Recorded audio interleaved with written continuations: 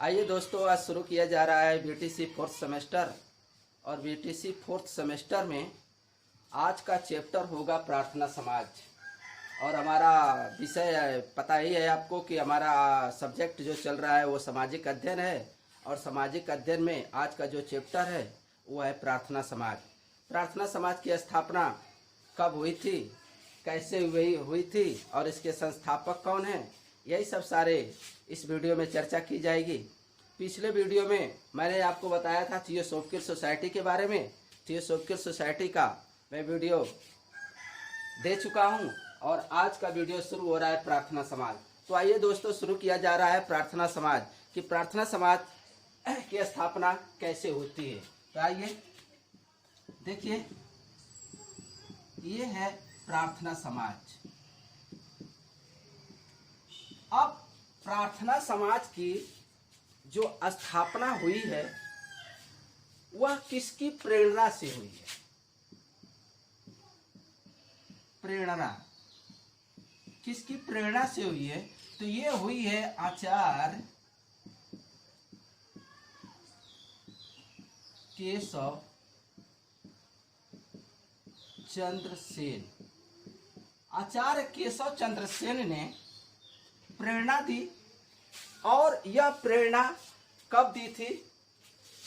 1867 ईस्वी में। 1867 ईस्वी में। और कहाँ दी थी? मुंबई में। और प्रार्थना समाज की स्थापना किसने की थी? स्थापना तो प्रार्थना समाज की स्थापना आत्मा रंग पांडु आत्मा राम पांडुरंग है। आत्मा राम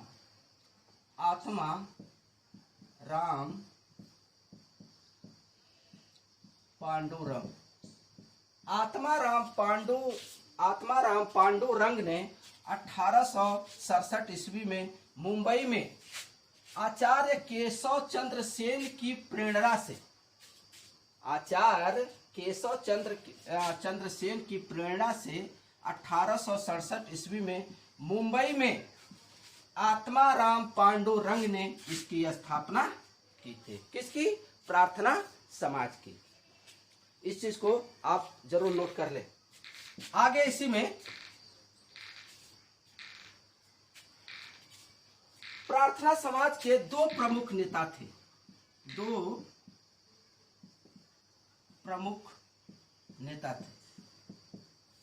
प्रार्थना समाज के दो प्रमुख नेता थे। वह कौन कौन? एक थे एम.जी. रनाडे। एम.जी.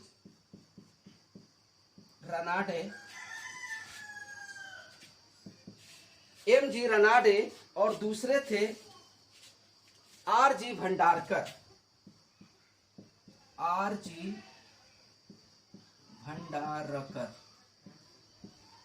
यही दो लोग थे इसके प्रमुख नेता। किसके? प्रार्थना समाज के। अब एम.जी. रनाडे को महादेव गोविंद रनाडे के नाम से जाना जाता है। महादेव गोविंद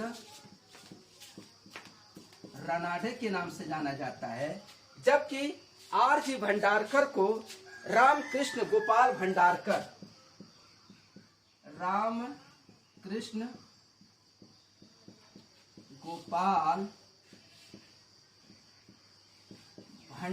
के नाम से जाना जाता है। देख लीजिए, इसके दो प्रमुख नेता थे। एम.जी. रनाडे महादेव गोविंद रनाडे के नाम से जाना जाता है इन्हें। और आर.जी. भंडारकर को रामकृष्ण गोपाल भंडारकर के नाम से जाना जाता है। अब ये जो दो प्रमुख नेता थे,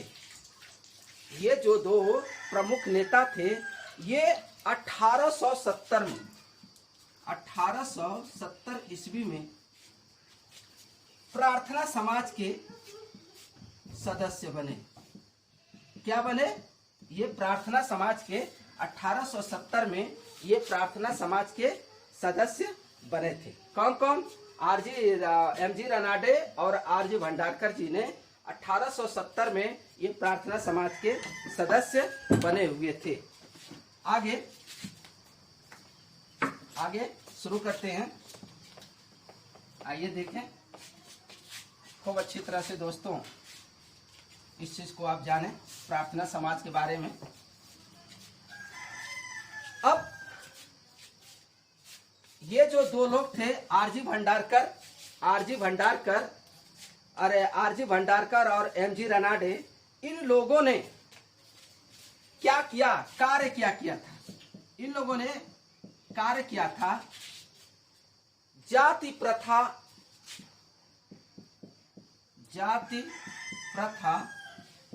और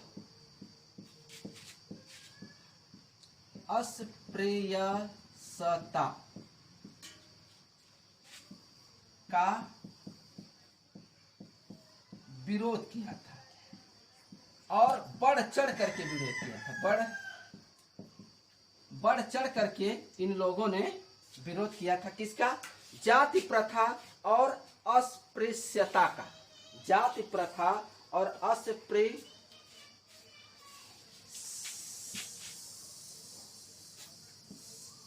का, जाति प्रथा और अस्पृश्यता का इन लोगों ने बढ़ चढ़ करके विरोध किया था।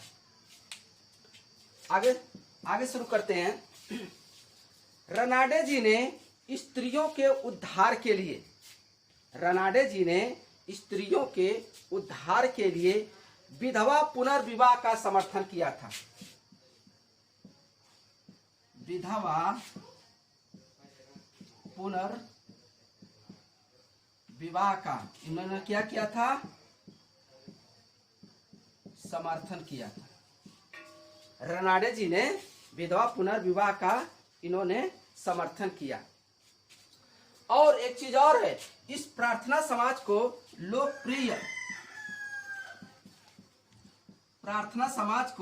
लोकप्रिय बनाने का जो कार्य किया था, प्रार्थना समाज को जो लोकप्रिय बनाने का जो कार्य किया था, वो एमजी रनाडे ही थे। लोकप्रिय बनाने का जो कार्य किया था एमजी रनाडे ही थे। इस चीज को देख ले और इस चीज को आप नोट करते रहें। आगे शुरू करते हैं।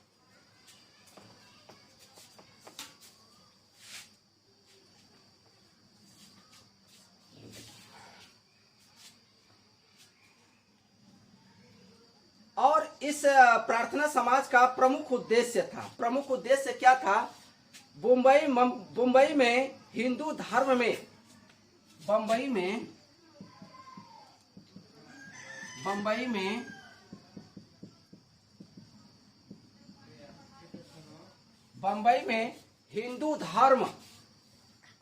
हिंदू धर्म में धार्मिक व सामाजिक सुधार,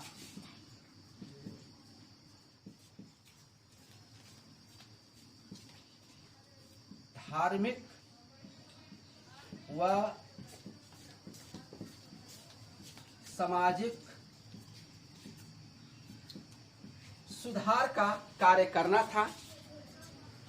इस संस्था का प्रमुख उद्देश्य था कि बंबई में हिंदू धर्म में धार्मिक व सामाजिक सुधार करना इन लोगों का एक प्रमुख उद्देश्य माना जाता है। अब महादेव गोविंद रनाडे यानी रनाडे को क्या कहा जाता है? रनाडे जी को महाराष्ट्र का सुकरात कहा जाता है। महाराष्ट्र का सुकरात। तो महाराष्ट्र का सुकरात किसे कहा जाता है? तो महाराष्ट्र का सुकरात एमजी रनाडे को कहा जाता है। और एमजी रनाडे ने विधवा पुनर्विवाह का जो समर्थन किया था,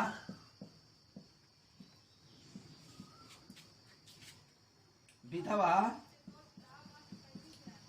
पुनर्विवाह का इन्होंने जो समर्थन किया था और इसे बढ़ावा दिया था, इन्होंने 1891 ईस्वी में एक संस्था का गठन किया था। उस संस्था का नाम है window remarriage association. Window remarriage association. इसका इन्होंने क्या किया था? गठन किया था। विंडो रीमैरेज एसोसिएशन का इन्होंने 1891 में इन्होंने गठन किया था। कौन? रनाडे जी ने, जिसे महाराष्ट्र का सुकरात कहा जाता है। जिसे महाराष्ट्र का सुकरात कहा जाता है। इस चीज को नोट कर लें। आगे फिर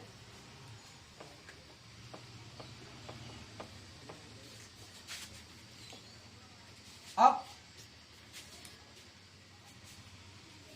रनाडे जी की एक पुस्तक है और पुस्तक बहुत ही महत्वपूर्ण है। वो है एक आस्तिक की धर्म में आस्था। एक आस्तिक की धर्म में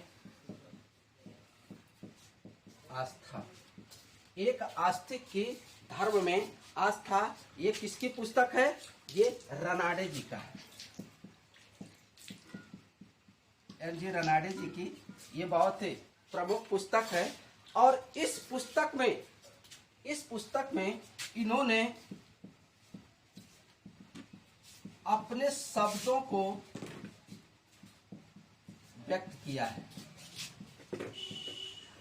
अपने शब्दों को इन्होंने व्यक्त किया है। किस पुस्तक में? एक आस्तिक की धर्म में आस्था। ये प्रमुख पुस्तक किसकी है? एम.जी. रनाडे की। और इसी में इन्होंने अपने शब्दों को, अपनी बातों को इन्होंने इसी बुक में इन्होंने समाहित किया हुआ है। अब रनाडे जी को देखिए, रनाडे जी का बार बार नाम आएगा। रनाडे जी गोपाल कृष्ण गोखले के, रनाडे जी जो थे गोपाल कृष्ण गोखले। ये क्या थे? अरे भाई, ये राजनीतिक गुरु थे। इनके ये राजनैतिक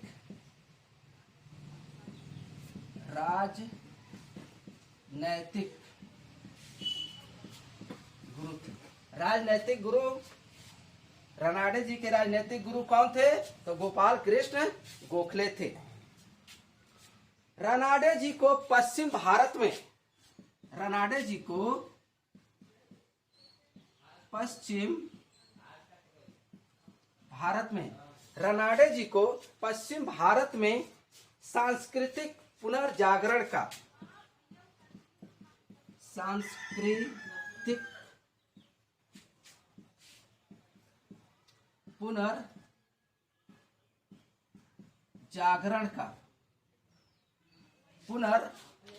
का क्या कहा जाता है? अरे भाई, अग्रदूत कहा जाता है।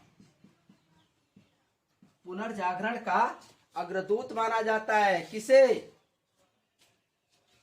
रनाडे जी को पश्चिम भारत में सांस्कृतिक पुनर्जागरण का अग्रदूत माना जाता है। अग्रदूत माना जाता है। पश्चिम भारत का एक सांस्कृतिक पुनर्जागरण का अग्रदूत माना जाता है। किसे? एम.जी. रनाडे को। इसे नोट कर लें आप। आगे बढ़े।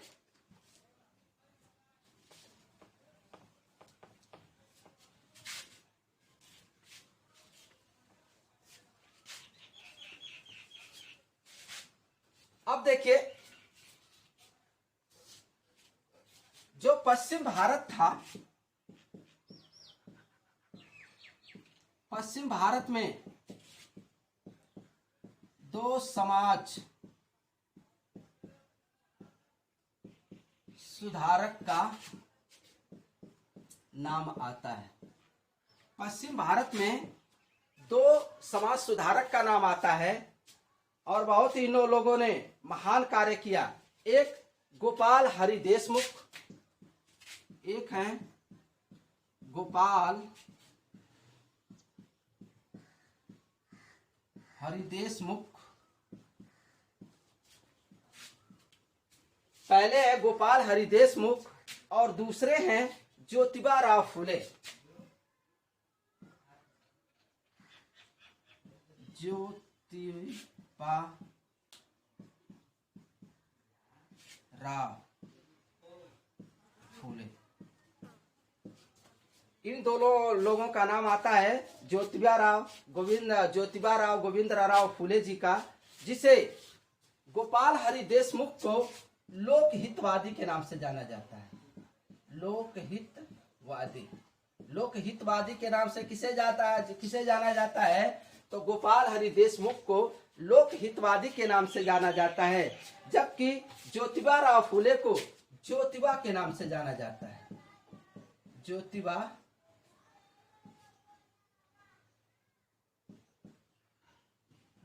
के नाम से जाना जाता है। ज्योतिबा के नाम से ज्योतिबा राव गोविंदराव फुले को ज्योतिबा के नाम से जाना जाता है, जबकि गोपाल हरि देशमुख को लोकहितवादी के नाम से जाना जाता है। ये जो दोनों लोग हैं, ये पश्चिम भारत के बहुत ही एक महान समाज सुधारकों में इन लोगों का नाम लिया जाता है। आगे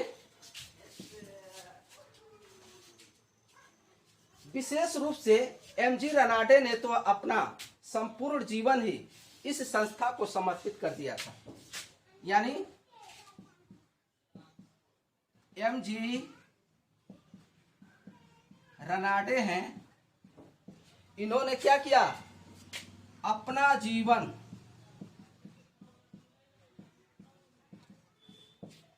प्रार्थना समाज में पूरा लगा दिया था।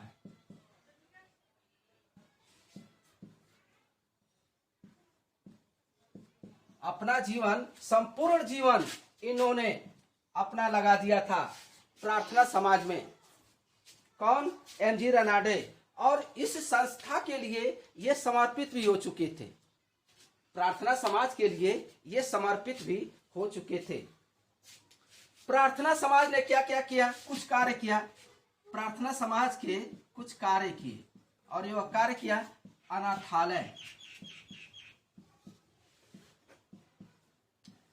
अनाथालयों को